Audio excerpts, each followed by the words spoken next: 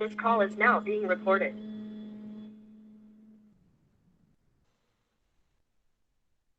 ॐ भूर्भुवः स्वः तत्सवितुर्वरेण्यं भर्गो देवस्य धीमहि धियो यो नः प्रचोदयात्। ॐ शांति शांति शांति। चलिए बताएंगे सभी, किसी को याद है? स्वयं स्वयं प्रभा मूक हैंड रेज करेंगे। किसी ने नहीं पढ़ा जब तक छुट्टी थी?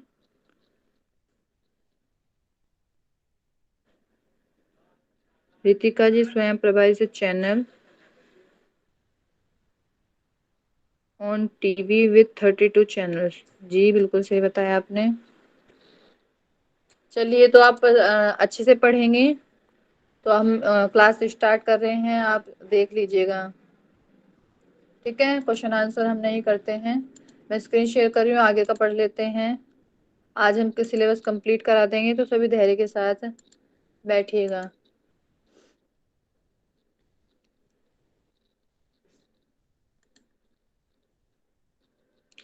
स्क्रीन शेयर हो रही है ना अभी? जी मैम। जी जी, तो हमारा मूक तक कंप्लीट हो गया था। इसके बाद हम देखेंगे टीचिंग सपोर्ट सिस्टम। तो ट्रेडिशनल एंड मॉडर्न देख लेंगे।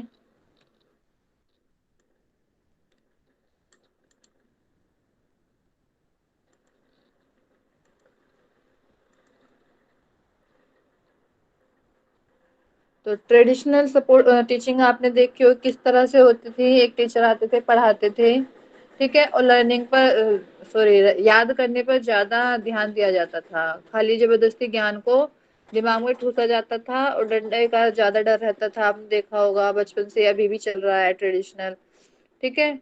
लेकिन मॉडर्न बताया गया है पेस्टोलॉजी, फ्रोएबल, हर्बर्ट, मोंटेसरी, नाम तो सुने हैं आपने, नन, पार्क हर्स्ट, ये नए नाम है, टैगोर, ठीक है। इन सब ने क्या कहा? ये सभी शिक्षा शास्त्री थे। तो इन सभी शिक्षा शास्त्री ने क्या कहा कि बच्चे को पारंपरिक तरीके से न पढ़ाकर हमें थोड़ा उसके व्यक्तित्व पर भी ध्यान देना चाहिए, ठीक है। उन्होंने क्या कहा, ट्रेडिशनल है तो अच्छा, लेकिन उससे क्या होता है, जब बस बच्चा नॉलेज गेन कर पाता है, उसके व्यक्तित्व पर मानसिक, शारीरिक, ठीक है, सामाजिक, हमने मेंटल, फिजिकल, सोशल जो पढ़े थे, ठीक है, तो उस चीजों पर बल नहीं दिया जाता है। खाली उसे जो हमारा ट्रेडिशनल एजुकेशन है उसे जबरदस्ती रटाया जाता है, पढ़ाया जाता है। तो ये बताया है कि इस चीज को ना देखकर हमें बच्चे के जो बालक है, जो लर्नर है, उसके व्यक्तित्व पर भी ध्यान देना चाहिए, ठीक है। शिक्षा जो है बच्चे के लिए नहीं, शिक्षा बच्चे के लिए नहीं, बच्चा शिक्षा के लिए है, ठीक है। तो ये इन्होंने बताया है। तो इन्होंने क्या सबसे पहले पॉइंट रखा कि जो बालक का जो व्यक्तित्व है उस पर हमें महत्व देना चाहिए, कि उसकी पर्सनल रुचि क्या है, क्या पढ़ना चाहता है, किस चीज में उसका ज्यादा इंटरेस्ट है, और व्यक्तित्व पर भी ध्यान देना चाहिए कि खाली उसे रटने से, जबरदस्ती उसके दिमाग में ज्ञान को ठूसने से, ठीक है, इन सब चीजों से उसका व्यक्तित्व नहीं बनता है। तो उसके सभी एस्पेक्ट देखने चाहिए कि फिजिकली वो अच्छा है, ठीक है, मेंटली वो अच्छे से पढ़े, सोशली वो अच्छे से एक्टिव हो। तो इन्होंने मॉडर्न तरीके से बताया।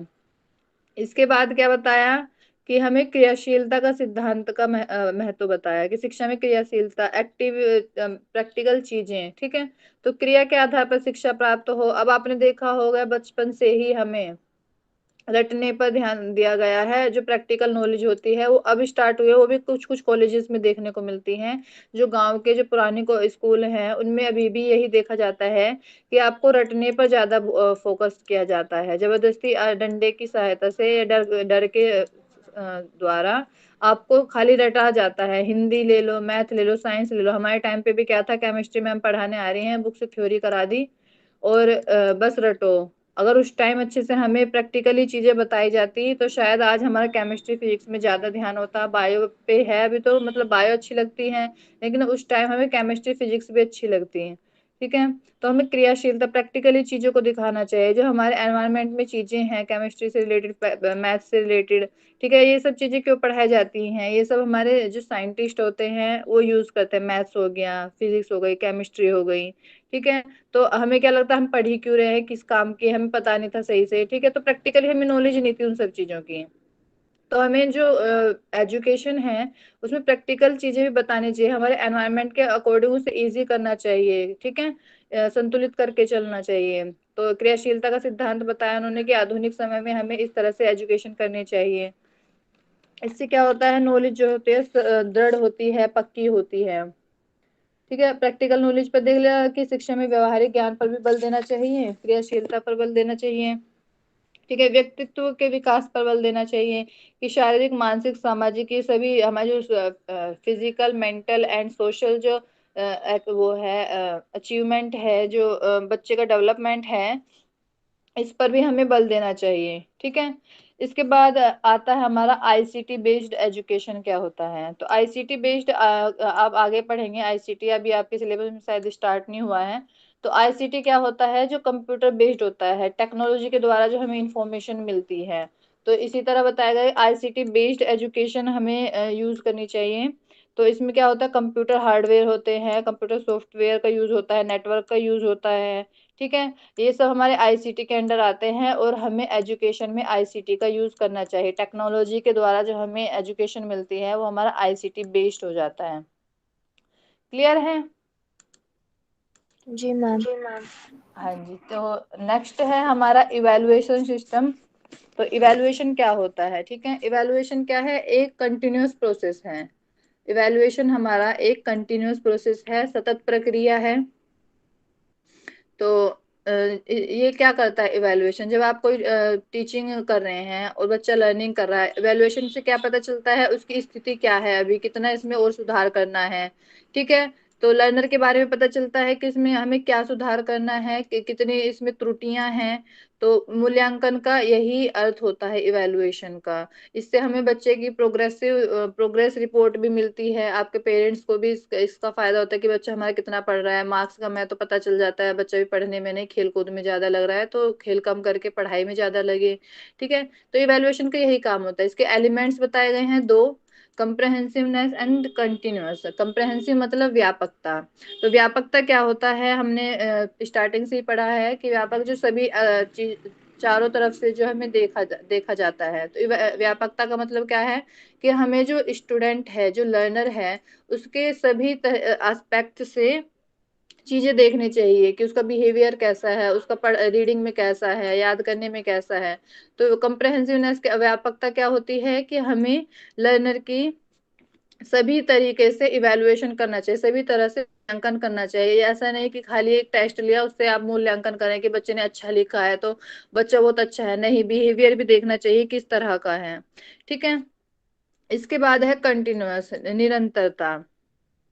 तो निरंतरता तो हमने पहले पढ़ लिया कि यह निरंतर सतत प्रक्रिया है, ये चलती रहती है। जब आप टीचिंग स्टार्ट करेंगे, जब आप टीचिंग एंड करेंगे, और एंड होने के बाद भी आगे चलती रहेगी हमारी जो है कंटिन्यूअस प्रोसेस है इवेल्युएशन, ठीक है। तो इसके दो एलिमेंट्स बताए गए हैं, व्यापकता और निरंतरता, कंप्रहेंसिवनेस, कंटिन्यूअस।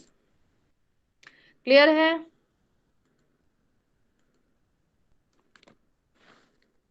इसके बाद आता है हमारे टाइप्स ऑफ इवेल्युएशन। तो ये हमारे चार प्रकार के टाइप्स बताए गए हैं एक तरीके से। सबसे पहले प्लेसमेंट, फॉर्मेटिव, जिसे असेसमेंट भी बोलते हैं, डायग्नोस्टिक एंड समेटिव, ठीक है। तो प्लेसमेंट क्या होता है, जब आप देखते हैं कि एक कॉलेज से दूसरे कॉलेज या एक कोर्स से दूसरे कोर्स में जा रहे हैं, तो क्या होता है, आपका सबसे पहले एक टेस्ट होता है। सबको पता है कि एक टेस्ट होता है, उसमें क्या होता है, आपका मूल्यांकन किया जाता है कि आप उसके लिए एलिजिबल हो या नहीं। आपकी एलिजिबिलिटी को टेस्ट करने के लिए प्लेसमेंट एवेल्युएशन होता है। आपको सबसे पहले एक टेस्ट क्लियर करना होता है। अब आप नेट जेआरएफ दे रहे हैं तो आपकी एलिजिबिलिटी को अब ऐसा तो है नहीं कि किसी को भी पीएचडी में डाल दिया जाए। 8वीं पास करके आया है वो आ गया है पीएचडी करने, ऐसा तो नहीं होता। आप इंटर करते हैं, फिर बैचलर्स करते हैं, उसके बाद मास्टर्स करते हैं, मास्टर्स के बाद भी आपको एक एग्जाम देना होता है नेट का, जेआरएफ का। ठीक है, उसके बाद आपको आपका क्या होता है, टेस्ट होता है। ये क्या होता है, प्लेसमेंट इवेलुएशन के अंडर आएगा। आपका जो जेआरएफ का एग्जाम है वो किसके अंडर आएगा, प्लेसमेंट के अंडर आएगा। तो आपको एक टेस्ट देना होता है जिससे आपकी एलिजिबिलिटी टेस्ट होता है कि आप उसके लायक हैं या नहीं। ठीक है, तो ये हमारा टीचिंग के स्टार्टिंग में होता है। ठीक, और कोर्स ये विषय के लिए शिक्षार्थी की योग्यता के लिए होता है। अब इसका एग्जांपल क्या होता है, प्रवेश परीक्षा होती है, जो हमारी एंट्रेंस टेस्ट जो होता है वो भी हमारे इसके अंडर आ जाएगा, प्लेसमेंट के अंडर। ठीक है, इसके बाद है हमारा फॉर्मेटिव। फॉर्मेटिव क्या होता है, फॉर्मेटिव इवैल्यूएशन या असेसमेंट बोलते हैं इसको। ये होता है निर्माणात्मक। ये क्या करता है,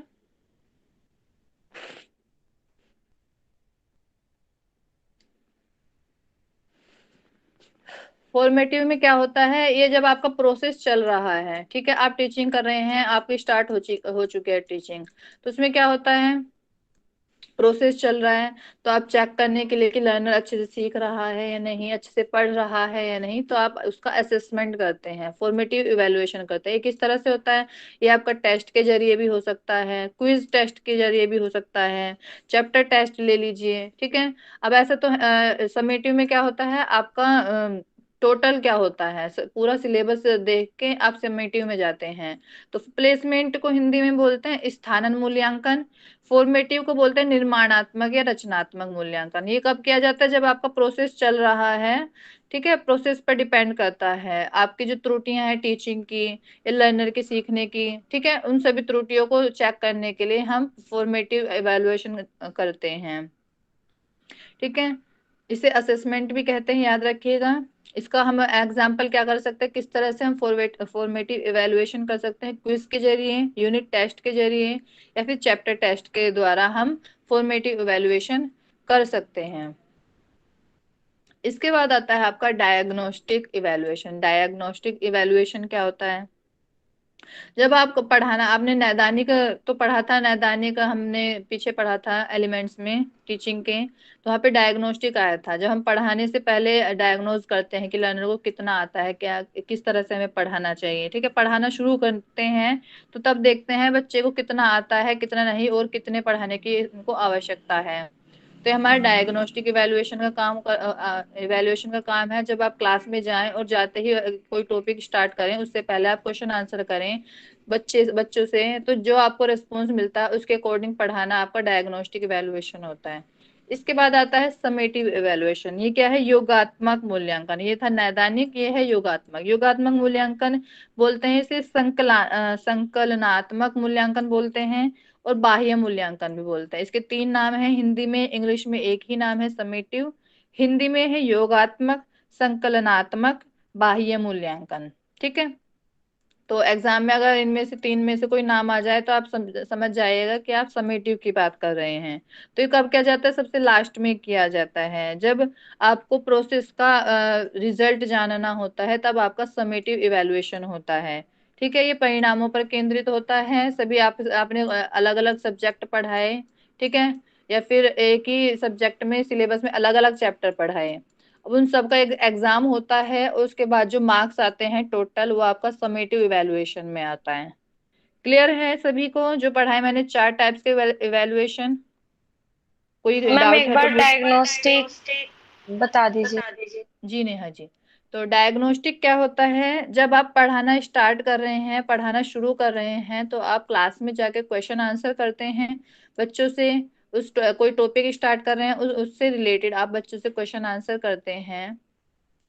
तो उससे क्या पता चलता है, क्वेश्चन आंसर से बहुत अच्छा आंसर कर रहे हैं बच्चे, तो मतलब पढ़ा हुआ है, आप जानेंगे कि बच्चों ने पढ़ा हुआ है, कम मेहनत करनी है, कम पढ़ाना है। ठीक है, लेकिन आपको कोई रिप्लाई नहीं मिला, जैसे मैंने स्टार्टिंग में देखा, स्वयं स्वयं पर मतलब किसी ने पढ़ा ही नहीं है, तो हम आगे बढ़ गए। टाइम वेस्ट करने से अच्छा है कि हम आगे का पढ़ें, बाकी रिकॉर्डिंग देख के चला लीजिएगा आप काम। ठीक है, खुद से तो पढ़ेंगे नहीं आप, एग्जाम से पहले पढ़ेंगे। ठीक है, तो डायग्नोस्टिक में यही होता है कि जब आप पढ़ाना शुरू करते हैं तो देखते हैं बच्चे को कितना आता है, कितना नहीं, उसके लिए जो हम इवेल्युएशन करते हैं, क्वेश्चन आंसर पूछ कर करते हैं, वो हमारा डायग्नोस्टिक इवेल्युएशन होता है। क्लियर है नेहा जी? जी मैम। ठीक है।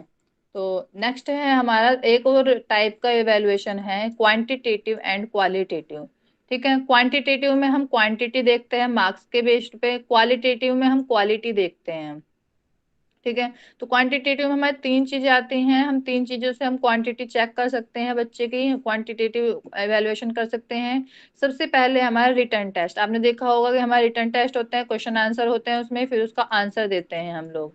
ठीक है, ये हमारा रिटर्न टेस्ट होता है जिससे हम बच्चे के लिखने के बेस पे इवेल्युएशन करते हैं। उसके बाद आता है ओरल टेस्ट, जब आप देखते हैं कि रिटर्न हो गया है, अब बच्चे चीटिंग भी कर सकते हैं, तो आप ओरल टेस्ट भी करते हैं कि बच्चे ने पढ़ा है या नहीं, उसकी कंप्लीट करने के लिए जो त्रुटियां रिटर्न टेस्ट में हुई हैं उसको कंप्लीट करने के लिए हमारा ओरल टेस्ट आता है। ओरल टेस्ट में आप मौखिक क्वेश्चन पूछते हैं, आपने देखा होगा वाइवा सुना होगा, मतलब बहुत बार सुना होगा, वाइवा जो होता है वो हमारा ओरल टेस्ट के अंडर आता है, जिसमें आप एक एग्जामिनर आते हैं और वो क्वेश्चन आंसर करते हैं और आपको ओरली उनका आंसर देना होता है।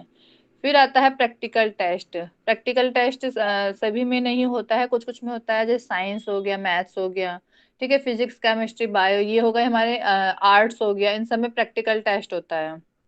ड्राइंग देखा होगा आपने। ठीक है, इनमें क्या होता है, एग्जामिनर आते हैं और सामने ही प्रैक्टिकल करा के देखते हैं। अब बायो का है, आपको स्लाइड बनानी पड़ सकती है। फिजिक्स का है, आपको अपना मॉडल दिखाना पड़ सकता है। केमिस्ट्री में आपको केमिकल्स के साथ रिएक्शन करके रिजल्ट दिखाना होता है। आर्ट में आपको ड्राइंग करके दिखाना होता है लाइव। ठीक है, तो प्रैक्टिकल टेस्ट में आपको प्रैक्टिकली चीजें करानी होती है। रिटर्न टेस्ट में आपको लिख कर जो होता है, लिखित परीक्षा, मौखिक परीक्षा, और थर्ड वाला है आपका व्यावहारिक परीक्षा। ठीक है, तो ये हमारे क्वांटिटेटिव में है, जहाँ पे आप मार्क्स देते हैं प्रॉपर तरीके से, उससे आपकी क्वांटिटी पता चल जाती है। ये हमारा क्वांटिटेटिव टेस्ट होता है, क्वांटिटेटिव इवेलुएशन होता है। इसके बाद है हमारा क्वालिटेटिव इवेलुएशन। क्वालिटेटिव में हमारी तीन चीजें आती हैं। ऑब्जर्वेशन एंड इंटरव्यूज में आपको इंटरव्यू होता है और उसमें जो आपके एग्जामिनर हैं, अब जैसे आप नेट जेआरएफ का एग्जाम क्लियर करेंगे, वो क्या आपका क्वांटिटेटिव में आ जाएगा। अब जाके आप इंटरव्यू देंगे, ठीक है, उसमें आपका ऑब्जर्वेशन होएगा और आपकी क्वालिटीज देखी जाएंगी, बोलने की, बैठने की, शांत हैं, चिड़चिड़े हैं, इन सब से आपका ऑब्जर्वेशन किया जाएगा कि आप उनके इंस्टीट्यूट के लिए कैपेबल हो या नहीं। तो ये आपको क्वालिटेटिव टेस्ट में आ जाएगा, ऑब्जर्वेशन एंड इंटरव्यू। ठीक है, फिर है आपका रेटिंग स्केल। रेटिंग स्केल क्या होता है, जिसमें आपका एक स्केल बनाया जाता है।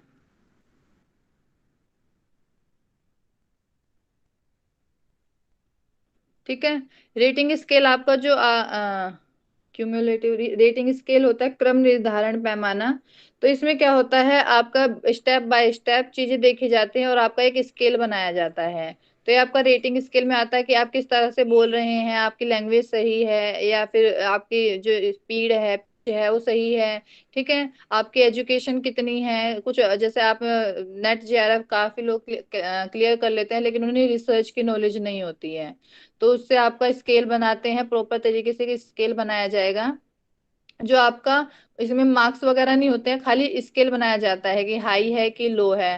ठीक है, ये रेटिंग स्केल बनाया जाता है। इसके बाद आता है क्यूमुलेटिव रिकॉर्ड्स। ये क्या होता है, संचित रिकॉर्ड। अब आपने देखा होगा कि बचपन से लेकर मतलब हाई स्कूल से लेकर आप बैचलर की भी, इंटरमीडिएट, बैचलर, मास्टर्स, इन सब की आप रिकॉर्ड लेके जाते हैं, मार्कशीट वगैरह लेके जाते हैं, कितने कितने परसेंटेज आई। अब खाली उसका तो नहीं लेके जाते कि जीआरएफ की डिग्री लेकर चलेगा और आपका इंटरव्यू हो रहा है और आपका एडमिशन हो रहा है, नहीं, लेकिन आप क्या करते हैं, सभी मार्कशीट लेके चल, सभी रिकॉर्ड लेके चलते हैं। ये आपका क्यूमुलेटिव रिकॉर्ड्स में आता है।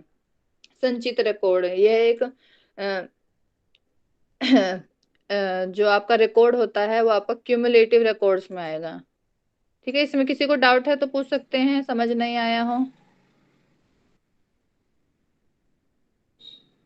Written test, oral test, practical test ये यूजुअली देखने को मिलता है। Observation and interview, rating scale and cumulative records. Rating scale होता है कि एक स्केल तैयार किया जाता है, उसके बेस पर आपका ऑब्जर्वेशन करके इवेलुएशन होता है। फिर एक क्यूमुलेटिव रिकॉर्ड्स होता है, इसमें भी इवेलुएशन होता है, आपके मार्कशीट वगैरह जो रिकॉर्ड्स है आपका पिछला सब चीज देख के इवेलुएशन किया जाता है। इसमें किसी को कोई डाउट है तो पूछ सकते हैं, फिर हम आगे बढ़ते हैं।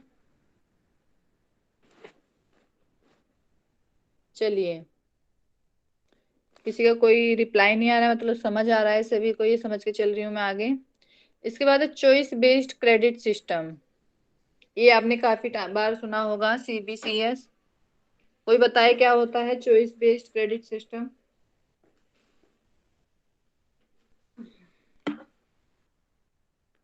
हेलो।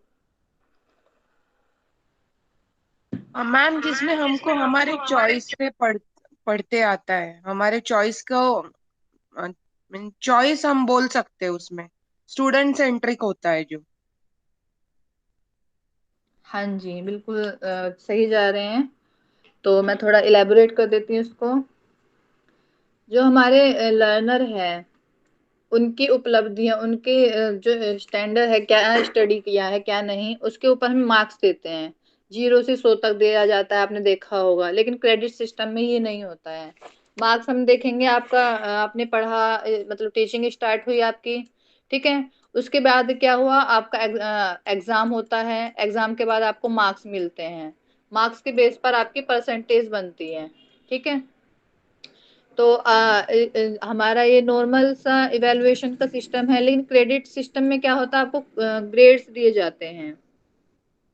7 ग्रेड्स होते हैं। तो पहले आप अपना पुराने वाला समझ लेते हैं क्या होता है। तो आपको 0 से 100 तक मार्क्स दिए जाते हैं, ठीक है। इसमें फर्स्ट, सेकंड, थर्ड, ये 3 पोजीशन होते हैं। 60% है तो फर्स्ट आएगा, ठीक है। इससे कम है तो सेकंड आ जाएगा, ठीक है। इस तरह से हमारे 3 कैटेगरी बनी होते हैं, आपने आप सब जानते हैं। और एक यदि उससे भी कम है, जो 33 हमने नॉर्मली देखा है, 33 से कम है तो सीधा फेल की कैटेगरी में आ जाता है, ठीक है, सभी सब्जेक्ट को मिला के। तो ये पुराने समय से चला आ रहा है और इसकी बहुत ज्यादा आलोचना की आगे चल के, ठीक है। इसमें बहुत सारी त्रुटियां होती हैं, तो 2 त्रुटियां मैं गिनवा देती हूँ। पहली त्रुटि क्या होती है, जैसे 2 बच्चे हैं, ठीक है। अब 2 बच्चे हैं, एक के मार्क्स आए 49.75, ठीक है। एक क्या है 60%। ये परसेंटेज में चल रहे हैं हम सभी सब्जेक्ट को मिला के। एक के आए हैं 59.75। क्लियर है ना, ये दिख रहा है, सही समझ आ रहा है? तो जी मैम। जी, एक के आए 59.75 और एक का है 60%। तो अभी इसमें थोड़ा सा गैप है, और लेकिन इसको क्या बोल दिया जाएगा, ये सेकंड आया है, ठीक है। और 60% वाले को हम फर्स्ट बोल देते हैं। तो अब थोड़े से गैप के चक्कर में उसकी डिवीजन एकदम से चेंज हो गई, तो फर्स्ट त्रुटि तो ये हो गई। इसके बाद सेकंड वाला क्या है, वो आपने देखा होगा, साइंस है या मैथ है, ठीक है। इसमें आप 100 में से 100 मार्क्स पा सकते हैं अगर एक भी गलती ना हो, ठीक है। लेकिन वहीं आप देखिए, लैंग्वेज है, इंग्लिश हो या हिंदी हो, ठीक है, ठीक है, लैंग्वेज है या फिर आपका हिस्ट्री है, जो थियोरेटिकल आपके सब्जेक्ट हैं, उसमें क्या करते हैं, हम पूरे मार्क्स नहीं दे सकते हैं, आपको कम ही मिलेंगे, कुछ ना कुछ गलतियां होती हैं। तो 20 से 70 मार्क्स आपके पक्के रहते हैं। जो सबसे अच्छा होता है उसे 70 मिलते हैं, और जो कम होता है वो 20 से 70 के बीच में मिलते हैं, ठीक है। तो ये एक त्रुटि है कि हम साइंस और मैथ में तो पूरे नंबर मिल जाते हैं, लेकिन इसमें लैंग्वेज या हिस्ट्री, भाषा या इतिहास, इनमें हमें मार्क्स पूरे नहीं मिलते। क्यों? क्योंकि मैथ और साइंस में आपका अगर गलती ना हो तो आपको पूरे मिल जाते हैं। लेकिन लैंग्वेज में क्या होता है कि कुछ ना कुछ गलती हो जाती है, भले ही बच्चा कितना भी अच्छा लिख के आए, सबसे बेस्ट लिख के आए, बिल्कुल सही लिख के आए, इसे पूरे मार्क्स नहीं दिए जाते। ये तो आपने सबने ही नोटिस किया होगा, ठीक है। जी मैम। यस हाँ जी। मैम। तो इसके लिए क्या बनाया गया, हमारा ग्रेडिंग सिस्टम बनाया गया। इसमें 7 ग्रेड्स होते हैं। सबसे पहला होता है विशिष्ट, आउटस्टैंडिंग, जिसे एक्सीलेंट भी बोलते हैं, ठीक है। आउटस्टैंडिंग को हम O से डिनोट करते हैं। इसके बाद आता है वेरी गुड, फिर आता है good, average, satisfactory, poor, very poor. Hindi में बोलते हैं विशिष्ट, ठीक है, बहुत अच्छा, अच्छा, सामान्य, संतोषजनक, निकृष्ट, अति निकृष्ट, ठीक है। तो 7 कैटेगरी क्या हो गई हमारे, O A B C D E F, ठीक है, 7 कैटेगरी हो गई। तो इस तरह से हम क्रेडिट सिस्टम होता है आपका, ग्रेड दिए जाते हैं। तो जो सबसे अच्छा होता है उसे ओ दिया जाता है, फिर ए बी सी, ठीक है, और उससे नीचे नीचे चले जाते हैं। लेकिन हमने देखा ग्रेडिंग में जो ओ ए बी इतना ही दिया जाता है, ए प्लस हो जाता है कहीं कहीं पे। ठीक है, तो ये हमारा क्रेडिट सिस्टम है। इससे क्या होता है, बायसनेस नहीं होती है। अब ऐसा तो है नहीं कि पॉइंट के चक्कर में आपके फर्स्ट डिवीजन को सेकंड बता दिया, इसमें ऐसा नहीं होता है। क्रेडिट सिस्टम है, इससे क्या होता है, आप कहीं फॉरेन में स्टडी करने जा रहे हैं, वहां पे बहुत ज्यादा हेल्पफुल होता है, वहां पे भी ग्रेड्स मिलते हैं, क्रेडिट सिस्टम होता है। तो ये हमारा क्रेडिट सिस्टम था, समझ आया सभी को? जी मैम। जी मैम। ठीक है, इसके बाद आता है हमारा computer based testing. Computer based आपने देखा होगा, जो नेट जीआरएफ का एग्जाम होता है वो हमारा कंप्यूटर बेस्ड होता है। सभी जो आपको फॉर्म भरा जाता है वो ऑनलाइन भरा जाता है, फीस सबमिशन होता है वो ऑनलाइन भरी जाती है। ठीक है, जो आपका एडमिट कार्ड है वो ऑनलाइन मिलता है, जो एग्जाम है वो आपका ऑनलाइन मिलता है, इंफॉर्मेशन सारी आपको ऑनलाइन मिलती है। ये क्या है, आपको कंप्यूटर बेस्ड चीजें होती हैं। ठीक है, तो आपकी टेस्टिंग भी कंप्यूटर बेस्ड होती है, जिसमें आपको कंप्यूटर यूज करते हैं, ओटीपी मिलता है। ठीक है, उसके साथ उसके तरह ही आपको कंप्यूटर बेस्ड टेस्टिंग होता है। इससे क्या होता है, इससे आपको विश्वसनीयता मिलती है, रिलायबल होता है, विश्वसनीय होता है कि कंप्यूटर कभी गलत नहीं कर सकता है। आप देखेंगे, आपने रिटर्न बिना मतलब जो आप ऑफलाइन एग्जाम देते हैं, तो आप राइट करते हैं, फिर एग्जामिनर आपने देखा भी होगा, हाई स्कूल में सुना होगा कि हाई स्कूल इंटर में क्या करते हैं बच्चे लोग, गाने लिख के आ जाते हैं आंसर की जगह पे, तो उन्हें तब भी पास हो जाते हैं, मार्क्स मिल जाते हैं। तो वहां पे क्या होते हैं, विश्वसनीयता नहीं होती है। लेकिन कंप्यूटर बेस्ड सिस्टम में क्या होता है, विश्वसनीयता होती है, एक ही समय पर सभी एग्जाम होते हैं। ठीक है, टाइम सेविंग हो गया। जो आपके मार्क्स हैं, आंकड़े हैं, वो सभी आपके इकट्ठा हो जाते हैं, और उन्हें संप्रेषित भी किया जा सकता है, मतलब भेजा भी जा सकता है इधर से उधर। तो इसमें बहुत ज्यादा इजी होता है, कंप्यूटर बेस्ड में विश्वसनीयता होती है, टाइम बचता है। ठीक है, उसे आप सेव भी कर सकते हैं रिजल्ट को, और उसे संप्रेषित भी कर सकते हैं, कम्युनिकेट भी कर सकते हैं। इसमें पासवर्ड होता है, ओटीपी की सुरक्षा दी जाती है, और जो कंप्यूटर बेस्ड में होता है एग्जाम ऑब्जेक्टिव होता है, जिससे बच्चे की स्टडी बहुत ज्यादा अफेक्ट होती है, बच्चा वो बहुत अच्छे से पढ़ता है। थ्योरी में क्या होता है, एक पॉइंट पढ़ा उसी को 4 बार लिख के आ जाओ, होता है ना। तो कंप्यूटर बेस्ड में ऑब्जेक्टिव होता है, जिसमें आपका नॉलेज भी बहुत ज्यादा गेन करनी होती है लर्नर को, जिससे एजुकेशन बहुत ज्यादा अच्छी होती है। ये हमारा कंप्यूटर बेस्ड टेस्टिंग था। इसके बाद है इनोवेशन। इनोवेशन ऑफ एवेल्युएशन में यही होता है, लास्ट टॉपिक है हमारा, कि इसमें आईसीटी यूज की जाती है। ठीक है, जो हमारा इंफॉर्मेशन एंड कम्युनिकेशन टेक्नोलॉजी है वो यूज की जाती है, ऑनलाइन चलता है।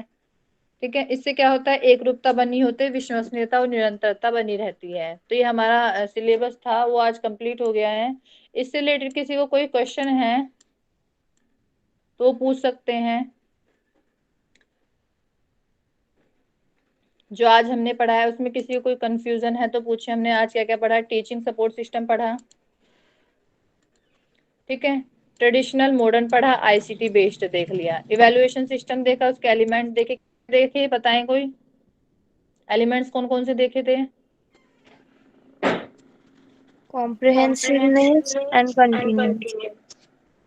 हाँ जी, कॉम्प्रहेंसिवनेस क्या होता है वो कोई बताए?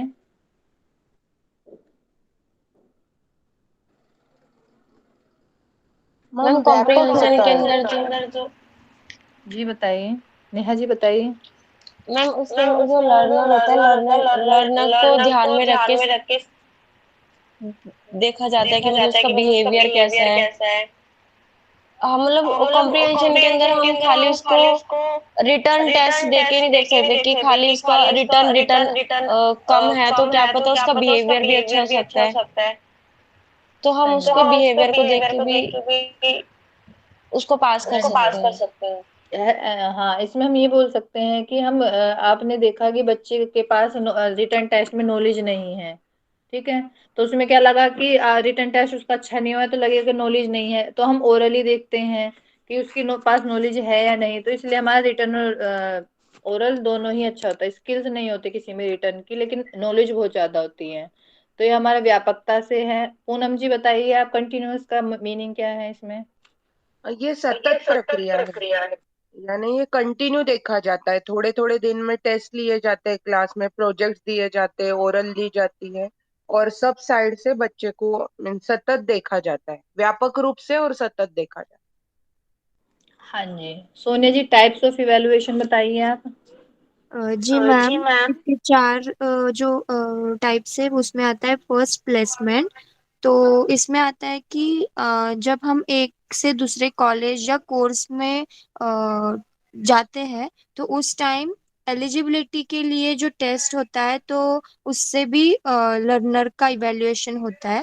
जैसे कि नेट एग्जाम हो या फिर जो भी कोई कॉम्पिटिटिव एग्जाम्स होते हैं, तो टीचिंग के स्टार्ट में मतलब टीचिंग शुरू होने से पहले ये वाला टाइप जो इवैल्यूएशन का है वो होता है। उसके बाद होता है फॉर्मेटिव या उसको असेसमेंट भी बोलते हैं। तो ये वाला जो टाइप है ये इवैल्यूएशन जब टीचिंग स्टार्ट होता है तो तब जो टीचर है वो चेक करता है कि लर्नर अच्छे से सीख रहा है, उसको जो सीख रहा मतलब सीखा जा रहा है वो सिखाया जा रहा है वो सब कुछ समझ में आ रहा है या नहीं। तो इसके लिए जो टेस्ट या फिर क्विज या फिर चैप्टर होने के बाद जो टेस्ट लिए जाते हैं तो ये सब फॉर्मेटिव या असेसमेंट में इंक्लूड होगा। उसके बाद आता है डायग्नोस्टिक। तो टीचर जो पढ़ाने वाला होता है तो उससे पहले ही जब लर्नर से वो देखता है कि मतलब उसको कितना नॉलेज है उस पर्टिकुलर टॉपिक का, तो उसके अकॉर्डिंग वो पहले ही देख लेता है और उसके अकॉर्डिंग वो बाद में पढ़ाता है टीचर। तो जैसे कि एग्जाम्पल होगा, क्वेश्चन आंसर्स होते हैं। जो भी टॉपिक टीचर सिखाने वाले हैं तो उससे पहले रिलेटेड क्वेश्चन आंसर्स होते हैं और उसके बाद में टीचर डिसाइड करते हैं कि क्या और कैसे पढ़ाना है। और बाद में होता है समेटिव।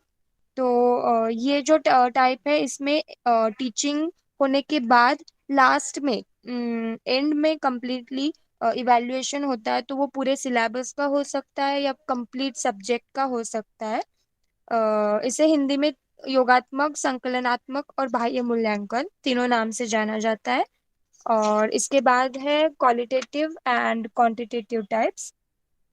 क्वांटिटेटिव में आते हैं रिटन टेस्ट, ओरल टेस्ट और प्रैक्टिकल टेस्ट। रिटन टेस्ट में इवैल्यूएशन रिटन एग्जाम पे बेस्ड होता है। ओरल टेस्ट में वाइवा पे बेस्ड होता है। और प्रैक्टिकल टेस्ट में जो इवैल्यूएशन होता है लर्नर का वो होता है कि कोई एक्सपेरिमेंट हो या फिर कोई मॉडल हो। ये जो प्रेजेंटेशंस होते हैं इसके ऊपर इवैल्यूएशन होता है स्टूडेंट लर्नर का। और लास्ट में आते हैं क्वालिटेटिव। ये लर्नर की या स्टूडेंट की क्वालिटी पे बेस्ड होते हैं। उसमें फर्स्ट आता है ऑब्जर्वेशन एंड इंटरव्यू। तो इसमें क्वालिटी ऑब्जर्वेशन होता है, पहले लर्नर को ऑब्जर्व किया जाता है, उसका इंटरव्यू होता है, उसमें क्वेश्चंस पूछे जाते हैं तो उसको कितना नॉलेज है उस पे इवैल्यूएशन होता है। उसके बाद आता है रेटिंग स्केल। तो इसमें स्टेप बाय स्टेप इवैल्यूएशन होता है, जैसे कि स्पीड हो स्पीच का या फिर लैंग्वेज हो। जो भी उसके उसका नॉलेज है वो स्केल थ्रू होता है, या फिर वो हाई टू लो होगा या फिर 1 to 10, ऐसे जो भी स्केल ऑलरेडी डिसाइडेड होता है तो उस स्केल में उसका इवैल्यूएशन होता है। तो उसके लिए भी फर्स्ट ऑब्जर्वेशन होता है एंड देन इवैल्यूएशन होता है। और लास्ट वाला है क्यूमुलेटिव रिकॉर्ड्स। तो इसमें जो पहले मतलब हाई स्कूल से लेके डिग्री तक के सारे रिकॉर्ड्स या फिर जो भी मार्कशीट्स है वो सब देख के एक साथ जब वो सब देख के इवैल्यूएशन होता है स्टूडेंट या लर्नर का, तो उसे बोलेंगे क्यूमुलेटिव रिकॉर्ड्स। जी बहुत अच्छा बताया आप सभी ने, सोनिया जी ने बहुत अच्छा बताया, पूनम जी, नेहा जी। तो सीबीसीएस कौन बताएंगे? CBS system, choice based credit system. Sonia ji बताएंगी खाली, बाकी सबने नहीं सुना। पूनम जी बताइए। जी मैम, ये चॉइस बेस्ड क्रेडिट सिस्टम है, यानी ये चॉइस के हिसाब से स्टूडेंट सिलेक्ट कर सकता है। ये स्टूडेंट सेंट्रिक होता है और इसमें मार्क्स नहीं दिए जाते, क्योंकि जब मार्क्स हम देते हैं तो 1-2 मार्क के डिफरेंस से भी कोई फर्स्ट या सेकंड आ सकता है। तो इसमें 7 ग्रेड दिए जाते हैं, मीन्स उसमें क्राइटेरिया रखा जाता है। सपोज 90 to 100 मार्क्स मिल रहे हैं तो आप आउटस्टैंडिंग हो, 85 to 90 मिल रहे हैं तो आप वेरी गुड हो। ऐसे good, average, satisfactory, poor and very poor.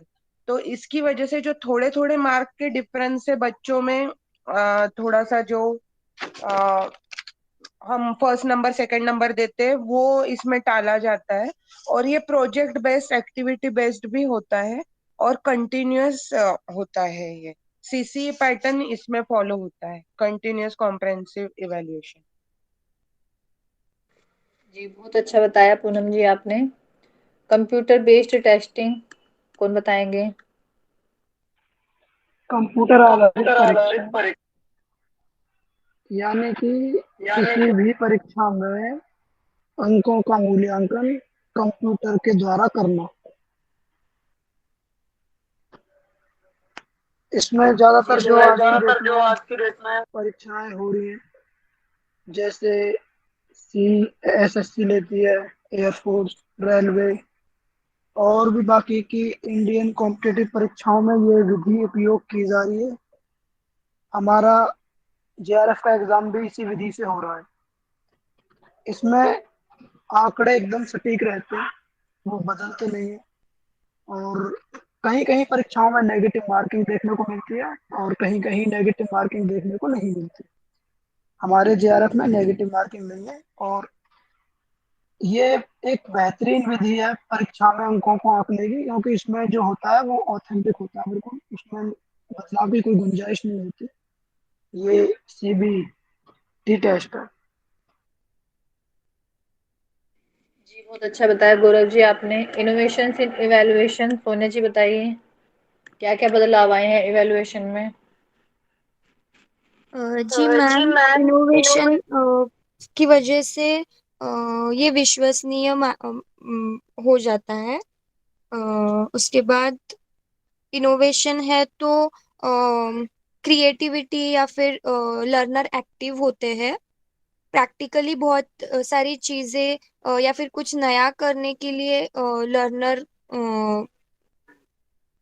मतलब उसको कुछ नया करने के लिए प्रोत्साहन दिया जाता है, तो उसकी वजह से खाली मतलब सिर्फ थियोरेटिकल नॉलेज नहीं बट कुछ तो इनोवेटिव होने की वजह से अ, उसके थ्रू अगर इवैल्यूएशन होता है स्टूडेंट का, तो फिर उसकी नॉलेज मतलब सिर्फ वो नॉलेज ज्यादा गेन कर सकता है, उसकी स्टडी भी अच्छी होती है उस इनोवेशंस की वजह से। जी बहुत अच्छा बताया सभी ने। तो आज हमारा इवैल्यूएशन का टॉपिक कंप्लीट हो गया है। पिछले क्लासेस में हमने ऊपर के सभी टॉपिक्स कवर कर लिए थे, ठीक है। तो आज हमारा टीचिंग कंप्लीट होता है। क्लासेस अब टीचिंग के नहीं होंगे, एक एग्जाम कंडक्ट किया जाएगा, वो नेक्स्ट वीक होगा। इस वीक मैं थोड़ा बिजी हूँ, ठीक है।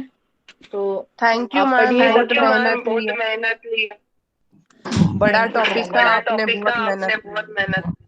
मैम वो पीडीएफ पीडीएफ भाई वो खोल लीजिए। जी शिवांगी जी क्या बोल रहे हैं आप? मैम वो पीडीएफ भेज दीजिए ना आप, पूरी ये वाली शिक्षण अभिवृत्ति की पूरी पीडीएफ। अच्छा उस ग्रुप में शायद आप नहीं है जिसमें मैं भेजती हूँ, मैम तो मैं एडमिन से बोल दूंगी कि सभी ग्रुप में भेजे, मैं एडमिन को भेज दूंगी। वो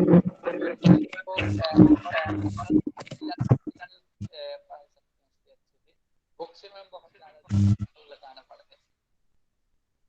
जी बुक से पढ़ना बहुत पड़ता है और कभी कभी समझ नहीं आता है। बाकी आप पढ़िए अच्छे से, नेट के लिए, जेआरएफ के लिए बोल रखिए। आप जेआरएफ क्लियर करें, नेट पे फोकस ना करें। जेआरएफ जेआरएफ जेआरएफ दिमाग में रख के रखिए, तो हो जाएगा आपका। जेआरएफ ही होगा। गौरव जी कुछ बोलना चाहते हैं आप?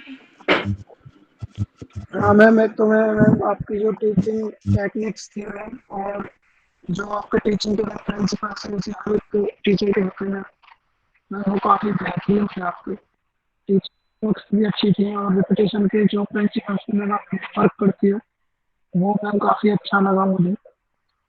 मैं भी मैम पठन पाठन के क्षेत्र में ही रहना चाहता हूँ आगे, तो मुझे आपकी ये टीचिंग टेक्निक्स बहुत बेहतरीन लगी है। बाकी आप जेआरएफ के लिए बोल रही थी, तो मैं यहाँ पे जितने भी योग साधक हैं अपने, मैं बोल रहा हूँ सो हम छोड़ के JRF का जॉब करो। जी बिल्कुल Gaurav ji, thank you very much for compliment. और सोहम का छोड़ के जीआरएफ ही करो, अभी कुछ दिन के लिए, 2 महीने हैं। अब आपका फॉर्म फिलिंग स्टार्ट हो जाएगा, जून में एग्जाम आ जाएगा, तो अच्छे से पढ़िए।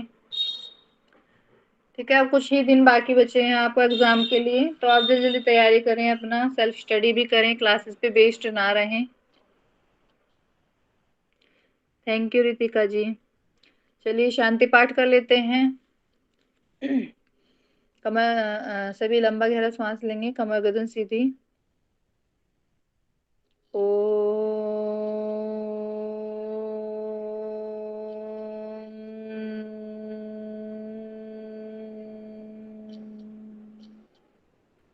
ओम सहनावतु सहनो भुनक्तु सह वीर्यं करवावहै तेजस्विनावधीतमस्तु मा विद्विषावहै। ओम शांति शांति शांति। दोबारा मिलना होगा आपका शायद योगा थेरेपी